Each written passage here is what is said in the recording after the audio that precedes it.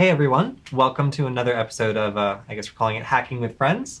And today, Tim is going to be showing me a little bit about something I know very little about, and that is Windows PowerShell. So I had a Windows computer a very, very long time ago when I was in high school, but since then, I've mostly been on either a Mac OS system or more recently a Linux system, and I'm very comfortable with those commands and I've got to know a good amount about them. But for my job at Varonis, I have to learn about Windows systems all the time because a lot of what they do is based on Active Directory and all sorts of other things on a Windows system.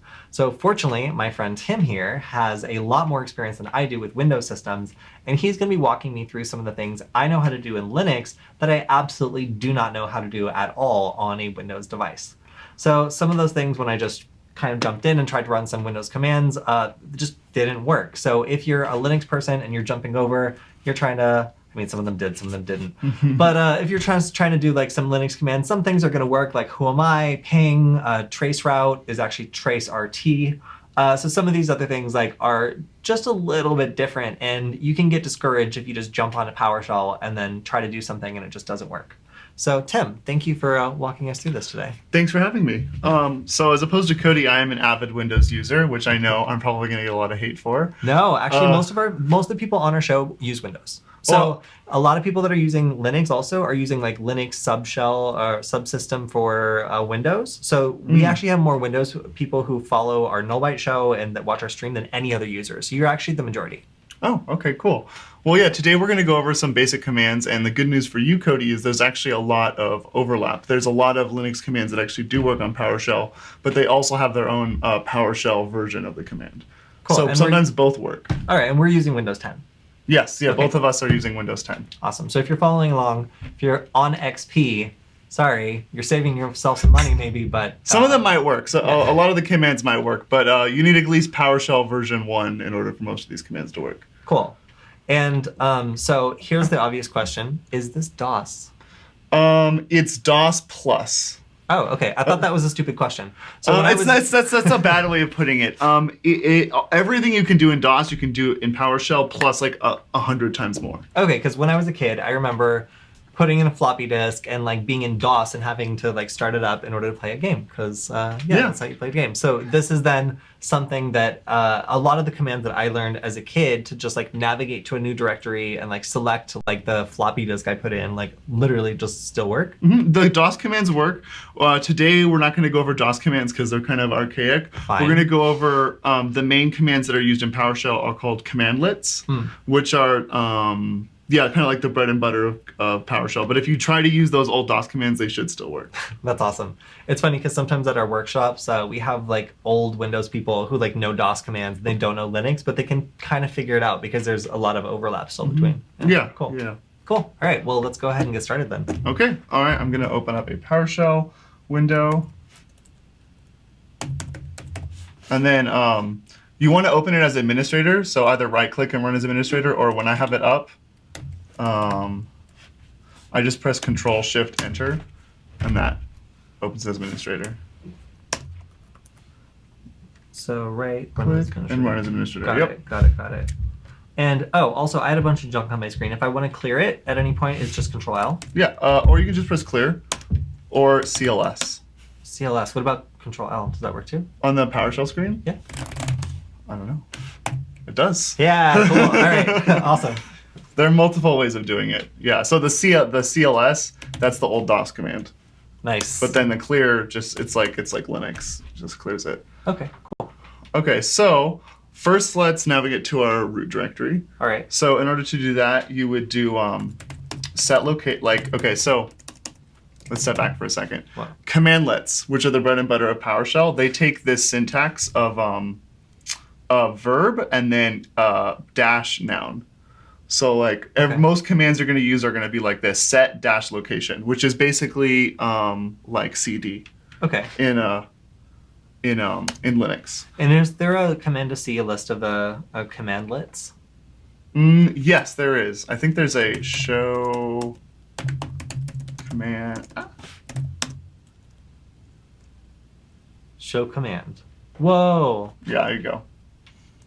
Okay, cool. So you get a whole table of them.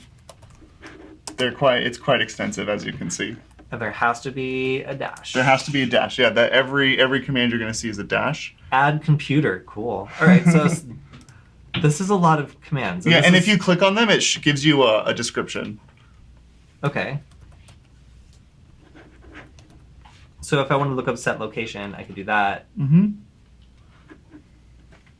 Okay. All right. Set location to import the module and this command includes. Okay. All right. I don't know what any of that means, but sounds great.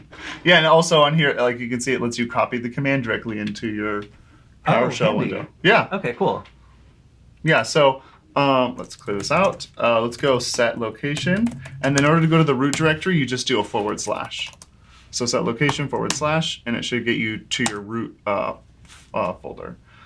So you start by default in the System32? System32. Why would you ever be in there, and what is it for? Because that's where PowerShell lives, the application. Gross. Okay, that's its home. Yeah, that's its home. That's why you start in there. Does it pay rent?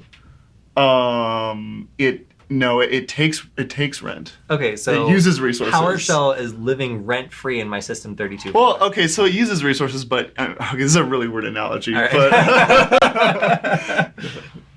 it pays for itself because it's able to do a lot of powerful stuff. All so right, fine. You'll have to convince me. It brings something to the table. Okay, so yeah, set location /. That goes you to root directory. Commandlets all have aliases, or almost all of them have aliases. Can you make your font larger? Maybe. Maybe.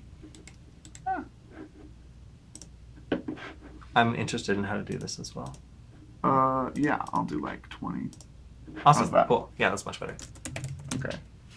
All right. So yeah, set location, and we go to / and that gives us to the root directory. So this kind of commandlet where it's verb - noun, almost all of them have aliases, which are basically abbreviations. So like for set location, you can just do SL for abbreviated set location. So like CD. Yeah, like change directory SL. Or if you want to go to the user directory, it would be SL and tilde. So that gives you to your home directory. Got it. Okay. Mm-hmm.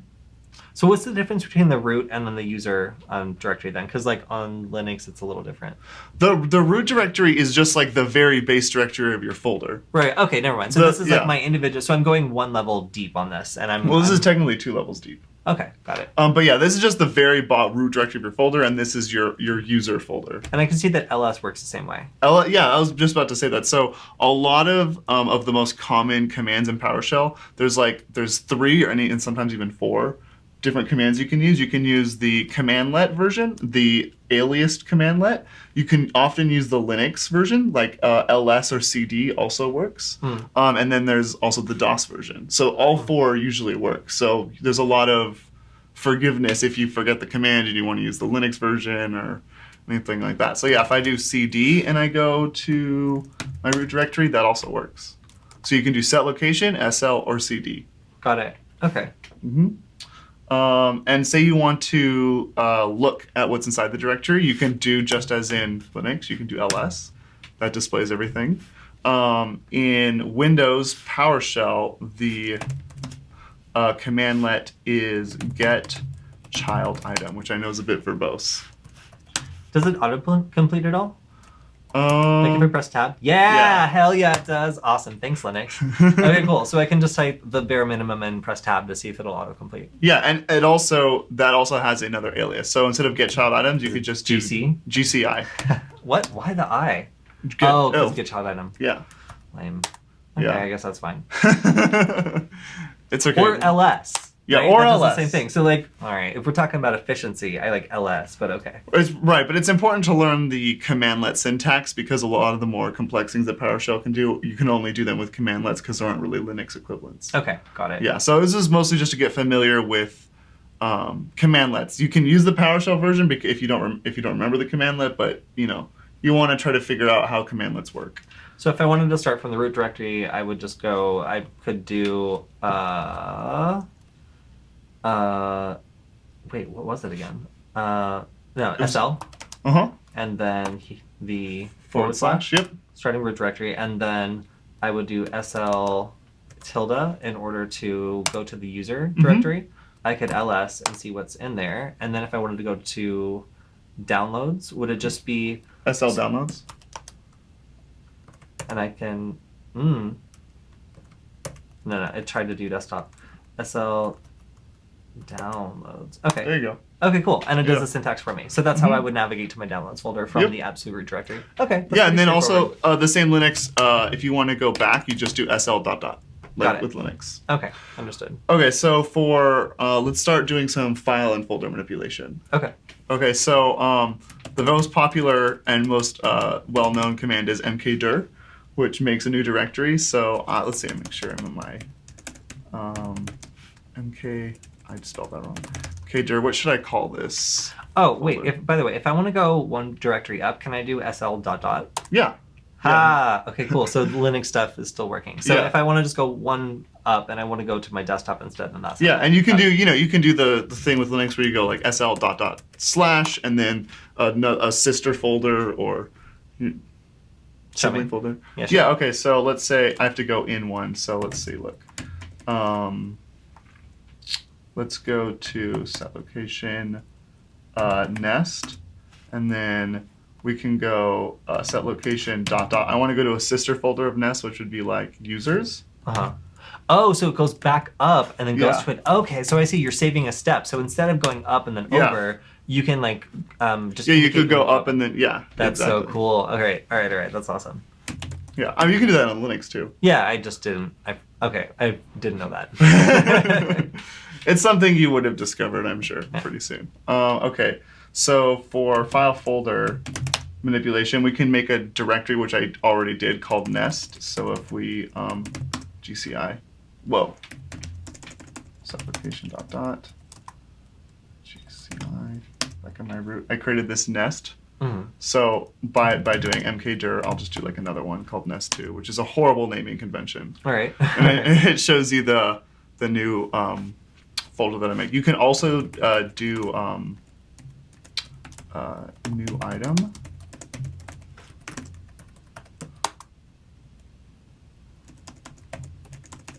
Oh, that's actually for creating files. Sorry. Let's see. Where are you at right now? So I just made and deleted a folder called secrets. Mhm. I did mkdir secrets and then rm secrets to remove it, and it worked. So is that? Yeah, no, that's the Linux syntax. That's not the PowerShell syntax. But like I said, since we're covering the basics today, all of the a lot of the commands we're going over are going to have they'll work with the Linux commands. All right. Especially like file folder manipulation and navigating, like all of that basic stuff will have Linux. So is there a equivalent. commandlet command for doing the folder creation? For folder creation, yes, it's new dash item. So I want to, let's say, let me go into my nest folder. Oh yeah, it works. New. Wait, but when I do new dash item secrets, That's for creating a file. yeah, it's just Yeah. an empty weird file. Mm-hmm. Okay. So new item, I'll create like a boop.txt. You already have a full file named poop.txt.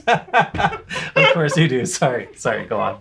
Okay, let me, okay, well that gives me a good opportunity to show you how to remove items. All right. So it's just remove dash item. All right, and now you can see that only help.txt exists. So if I want Wait, to it's remove what? it removed remove item. boop.txt. Yeah, Remove item. Remove item. Secrets. All right, cool. And it deleted secrets. All right, so I'm gonna clear my screen. Look at what's inside this nest folder. Can you make the font a tiny bit larger even? Sure. Cool. Properties, font. Let's go to 28. Unable to modify, what?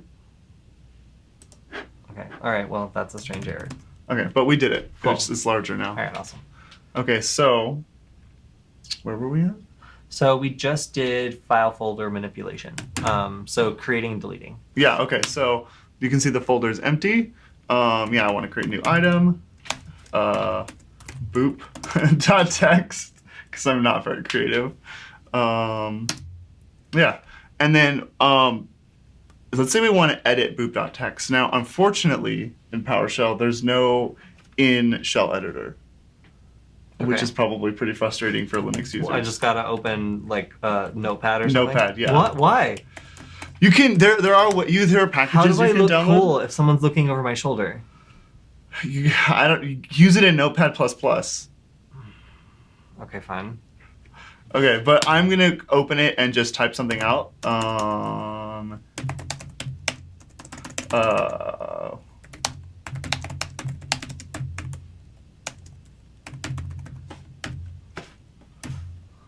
right, what was the how do you close it? I just did the Windows shortcut, which is I Control S for saved it, and then Alt F4 All right, got it. to close the window.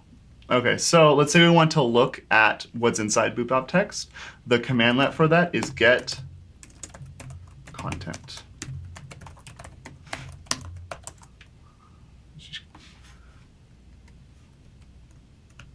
I'm making something. Okay.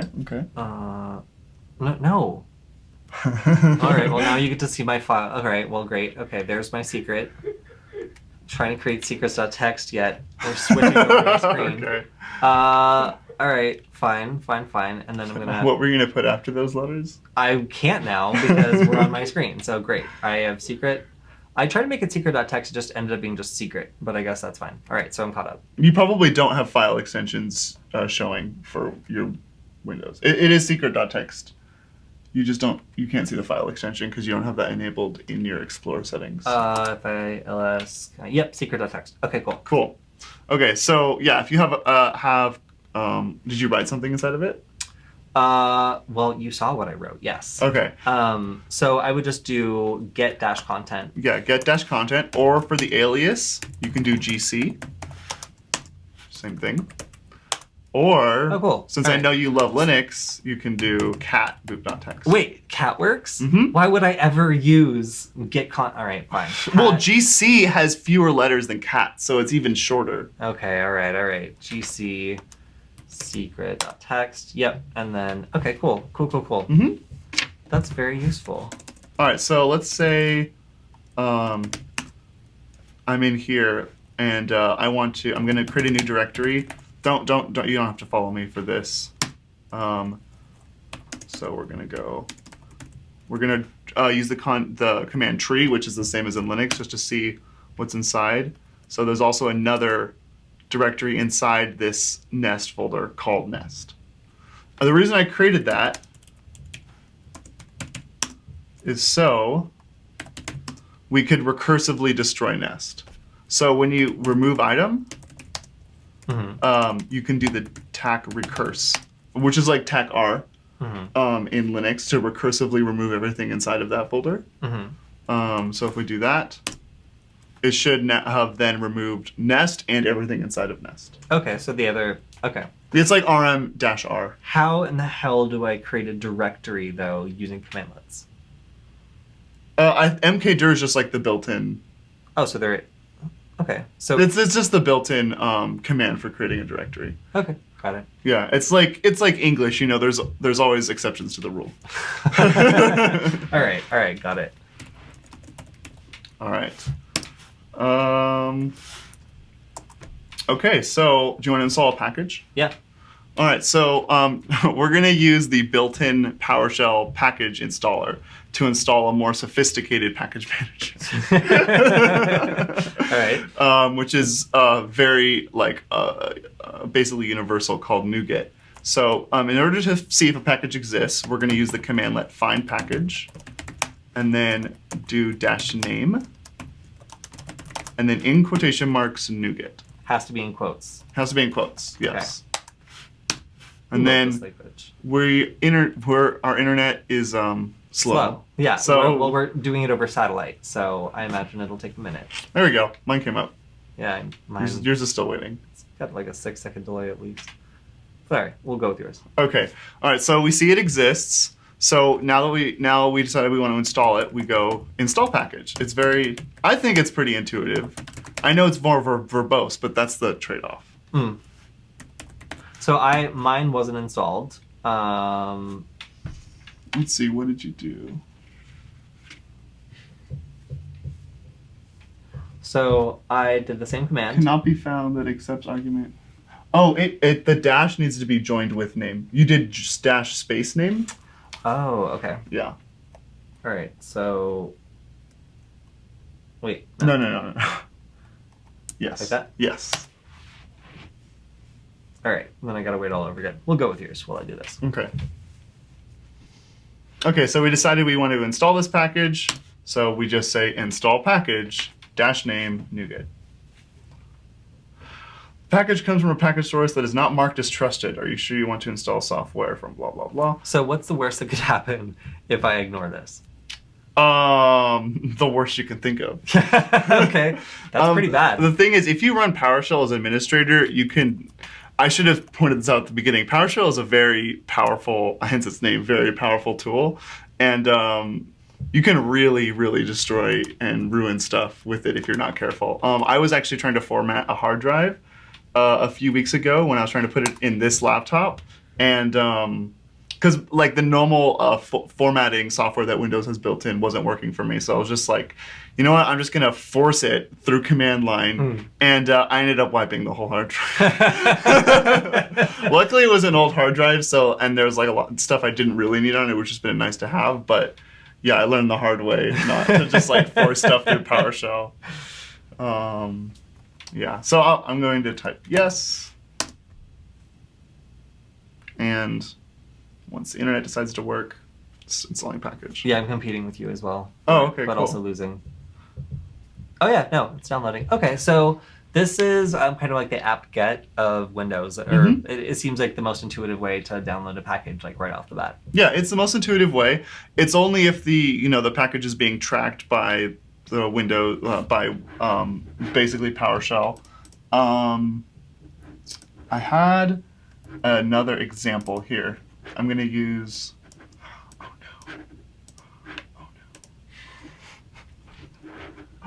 Sorry, give me a second.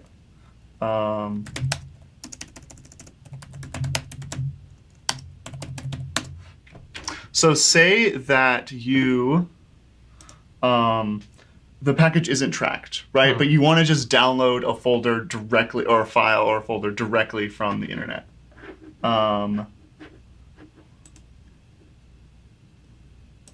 You can just use the command wget,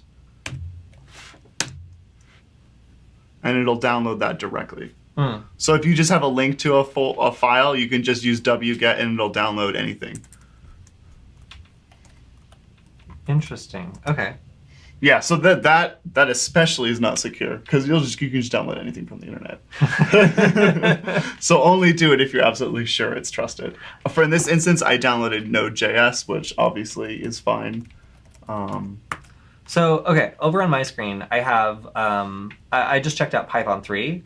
Could I install Python 3 this way in PowerShell? I think so. Try it. Fine. You might have to. I will. The thing is, you might have to configure it after that. Like, you might have to set Python as an environmental variable so that it recognizes it. I've never tried installing Python in Windows through PowerShell. I have. Right now. There it goes. So we'll see exactly how it pans out. Cool. Yeah, it's 15 megabytes over a satellite connection. I guess we'll see how long that takes. But yeah, we can proceed. I just wanted to skip ahead and see if it was possible to download some more programs I'm familiar with now that I know a little bit of the syntax. Okay, let's see.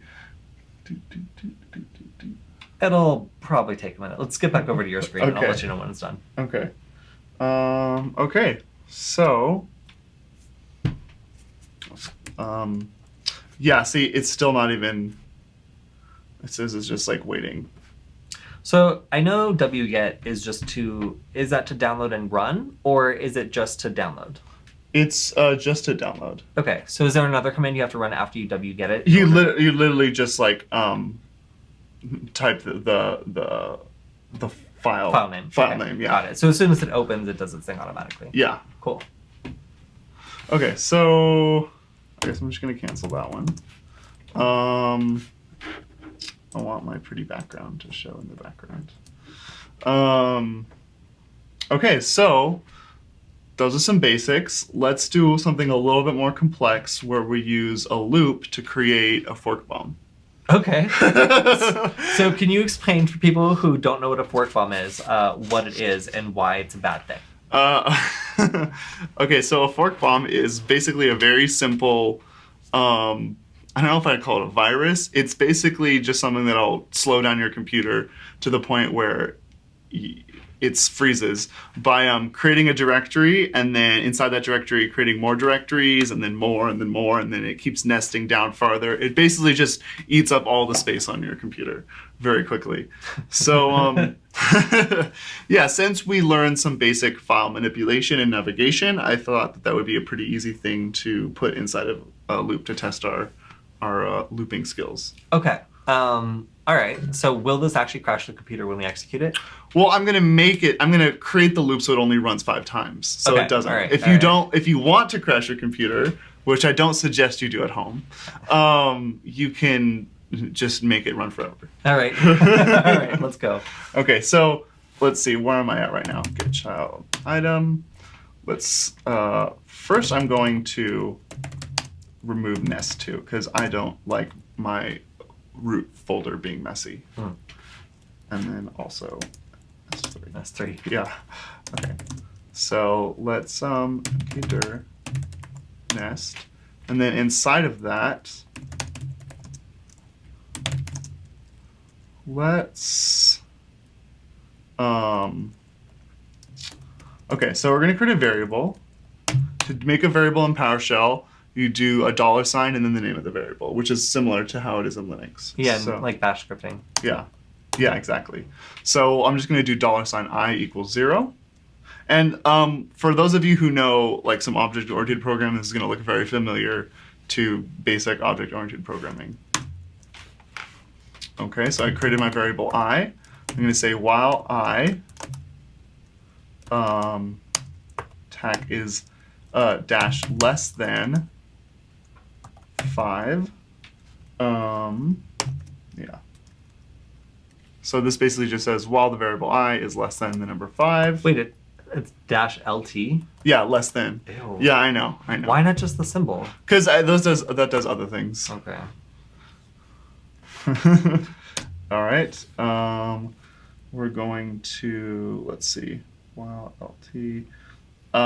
We're making a fork bomb, so let's make MK, we have to do it open bracket, sorry. Open bracket, and then I'm going to do a 1, 2, 3, 4, MK dir nest. And then 1, 2, 3, 4.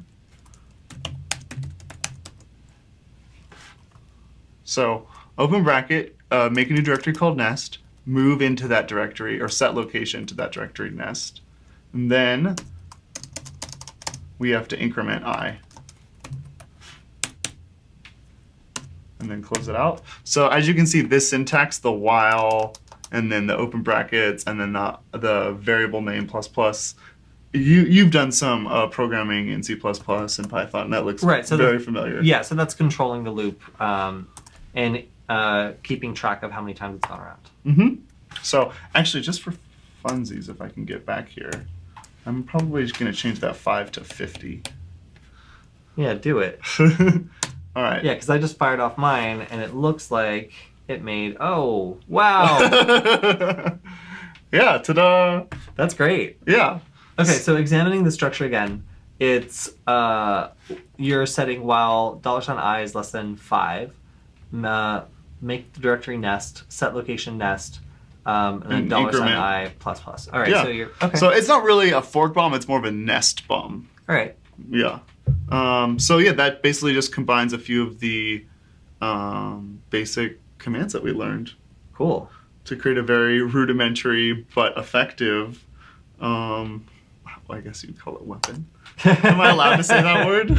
Yeah. Well, it's a way of messing up a computer real good. And it was one of the earliest pieces of malware is just destroying the computer's resources by creating as many different folders as fast as you can. Mm-hmm. And it doesn't require any sophistication at all. So if you just have access to PowerShell, but you don't really know how to use PowerShell, it's super simple. So I think now I'm I'm hopelessly lost in this recursive thing that I'm in. But if I were to change directory, so SL, and then just, well, go back to the user. Yeah. Then let me try Python 3. Does that work now? No. What if I go to the... Try just Python. Python. No. Really? Well, I'm also not in the... What if I SL and then I go to here? I don't... I think it's because you don't have Python set as an environmental variable. So, all right. So I downloaded Nougat, right? Yeah. What the heck is that and how do I use it? It's a package manager, and using it would probably be a lot of time to explain. All right. Well, can you at least go over some basics? Like what is it useful for, and like why would someone want it? Okay, Nougat is a package manager that is useful for it keeps track of a much larger variety of packages than just the standard PowerShell package manager does. It's easy to update things. It's easy to specify like what kind of versions you want.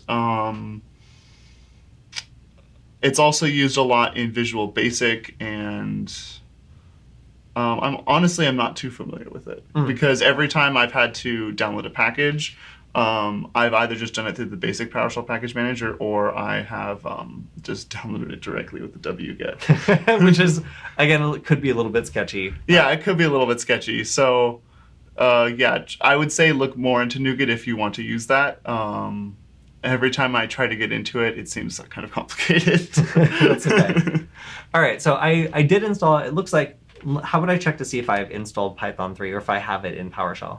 Well, okay, so since you don't have an environmental variable, where did you install Python? I just go up a bunch. Do you remember what directory you were in when you entered that command? Great question. No, I don't. Let's see. Find package. Oh yeah, here we go. Find package named Python 3. I mean, I can just reinstall it. Or is there anything that I can do to search for something that was installed? Yeah, I think you can use. Let me see something real quick. Oh my god, I have to get out of my nest structure. Yeah, I had a hard time too. I'm gonna just try the install package commandlet just to see if, oh yeah, it's just like done. It's like, great, I did a great job. Try a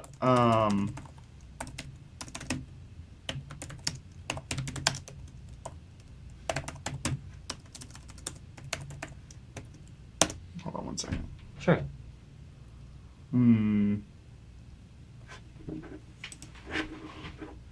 I'm pretty sure it wasn't in, nope, I wasn't in Nest.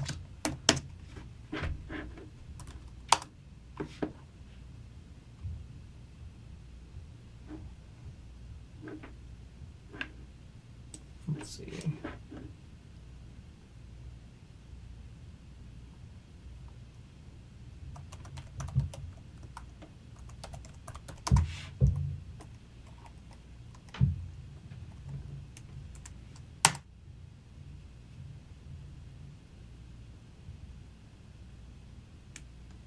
So I can also just try to install just Python, but it looks like it doesn't even, no, it doesn't even know Python. So, Yeah, you probably have to specify Python 2 or Python 3. So where would PowerShell install it then? Or, That's what I'm looking at right now.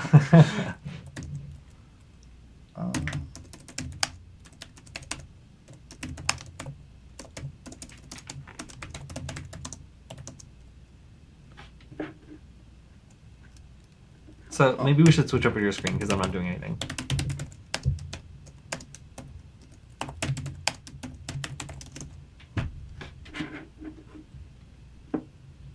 Okay, so find package. That seems useful. Yes, but that's not for finding it on your local. It's just for finding it remotely. Yeah.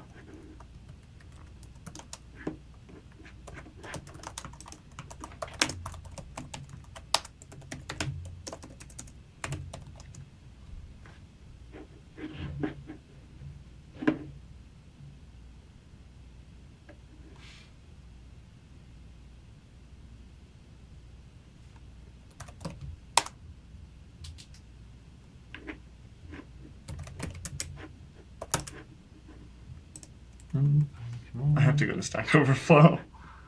Maybe we should do this part another time. Is there anything else you can show me in PowerShell? Installed in. Here they are. Okay, I found it. All right. C program files, Windows PowerShell modules, or C username documents, Windows PowerShell modules. Let me see if we can find that.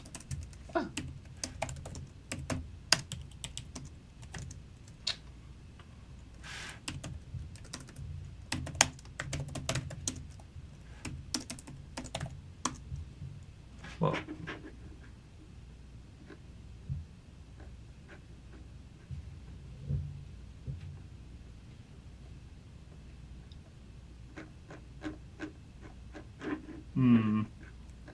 What are you looking for? The modules folder.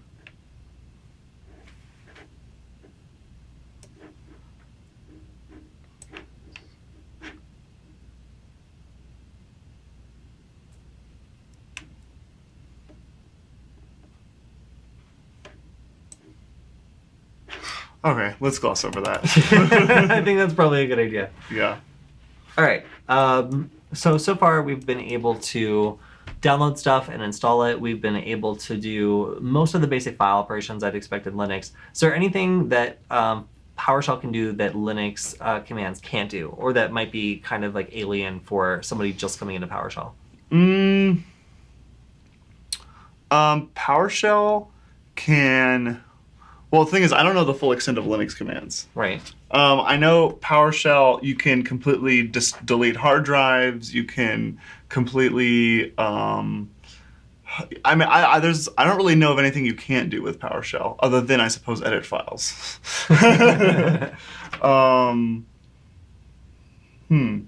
That's a good question, though. I don't know. All right. Well, I guess that's going to wrap up our first basics on PowerShell. From this, you can see that if you're coming from a Linux background, it's probably pretty easy to get set up on using the basic commands with PowerShell, because a lot of them translate over. Now, if you want to just skip over some of the commandlets and just use straight up Linux commands or DOS commands, if you know those, most of them seem to work as well.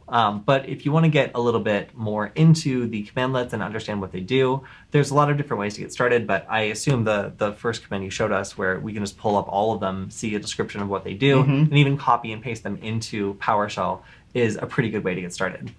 Yeah.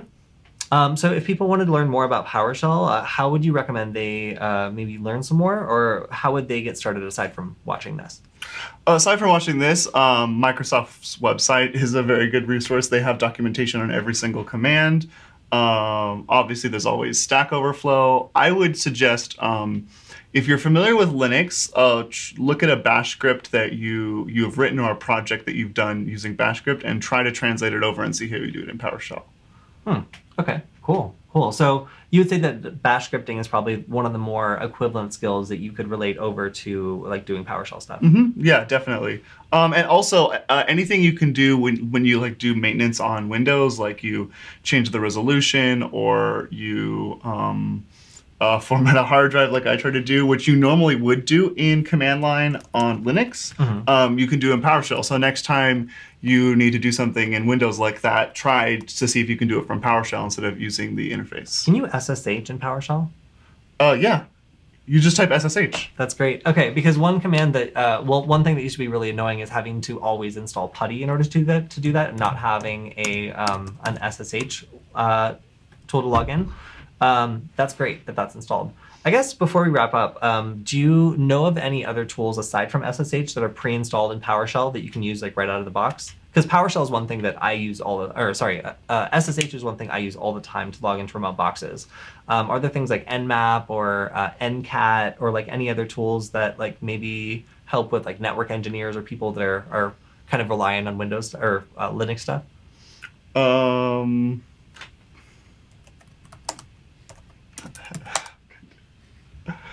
Nope. No NetCat, no NC, and no Nmap. Most of these things are packages you're going to want to install to add on to it. All right. Yeah. All right. All right. Like for instance, stuff I do is with Node.js, but you have to install Node.js and then use npm to install packages for that. Like, you know Dat, right? Mhm. Yeah. Like if you want to do stuff with Dat, like you have to PowerShell's like the gate for that, but then you have to go into Node.js in order to use Dat.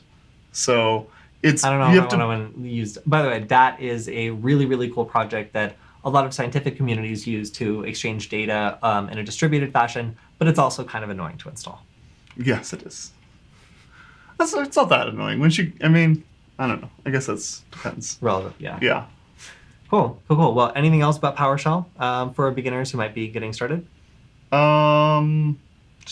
Just try using DOS commands, try chaining commands, and also try writing batch, not bash scripts, because they're just as fun as writing bash scripts. And yeah, when you write batch scripts, since you kind of have that like object oriented kind of syntax, it starts feeling a lot like you're writing just like C++.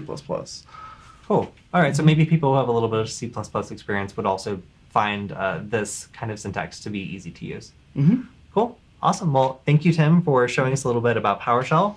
And also thank you to Varones for having this series out available for everyone who's stuck inside and wants to learn a little bit more about PowerShell. Or in our last stream, we learned a little bit about Wi-Fi hacking and the risks of working from home. So thank you for checking us out. If you like this, make sure to share it. We're trying to get as much support as possible so we can start doing a little bit extra for you guys and even having some links to resources and other things you might enjoy. So yeah, thank you so much for joining us, and we'll see you next time. Yeah.